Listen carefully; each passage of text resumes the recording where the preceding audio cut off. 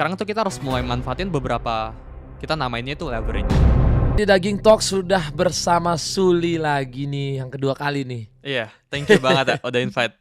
Iya, karena kemarin Suli katanya udah bikin podcast juga ya? Iya, mau bikin. Justru awalnya aku chat Bang Atta mau podcast bareng, Iya. ternyata Makanya aku bilang, wah sekalian ngobrol-ngobrol lagi deh, soalnya kemarin podcast kita yang sebelumnya tuh cukup viral.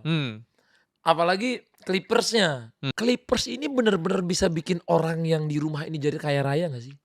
Kalau emang menurut aku ini memudahkan ya, memudahkan orang buat cari duit ya dari awal ya. Karena kalau kita lihat dari, jadi cari duit itu kan ada beberapa level gitu. Kita selalu menukar diri kita atau apa yang kita punya buat menukar duit gitu. Nama itu unit of economics. Jadi beberapa level ini aku ada sebut di video aku gitu. Jadi level pertama, orang yang cari duit itu mereka yang nukar tenaga mereka untuk mendapatkan uang.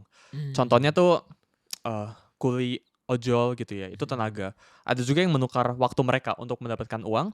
Terus yang ketiga itu skill, mereka nukar apa, mereka bisa ngerjain apa gitu ya untuk mendapatkan uang.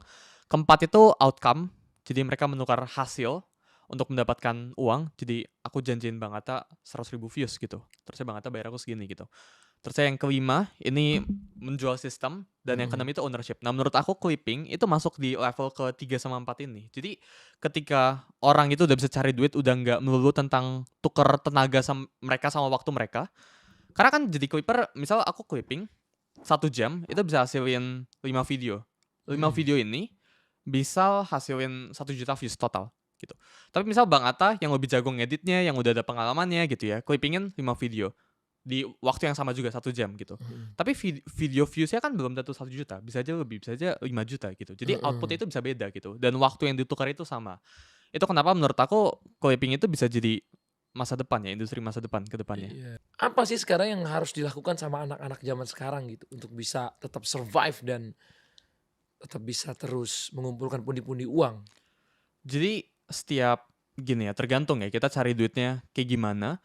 Cuma setiap siklus mencari uang, menurut saya Bang, itu ada beberapa siklusnya. Jadi ada siklus survive, ada siklus yang membuat panen gitu. Ada siklus buat nanam dulu, ada siklus buat harvest gitu. Nah menurut saya sekarang itu waktunya buat survive gitu. Belum waktunya buat kayak misal kripto lagi massive, terusnya di luar negeri lagi perang, rupiah lagi melemah dan sebagainya gitu. Ini bukan waktunya buat really go aggressive gitu, ketika semuanya itu masih nggak pasti. Justru waktunya itu buat cari duit dulu sekarang. Yang tepat itu bukan soal tembak investasi sana sini yang nggak ngerti gitu ya. Waktunya itu buat cari duit atau nggak buat belajar dulu sekarang. Jadi sesimpel ya, jadi clipper itu juga bisa gitu ya, buat cari duit atau nggak belajar tentang Bitcoin, tentang crypto, tentang blockchain teknologi, belajar menambah skill gitu. Itu waktunya sih buat sekarang sih. Jadi bukan waktunya buat invest. ya, bukan kayak oh Bitcoin lagi turun, ayo kita long kali 100.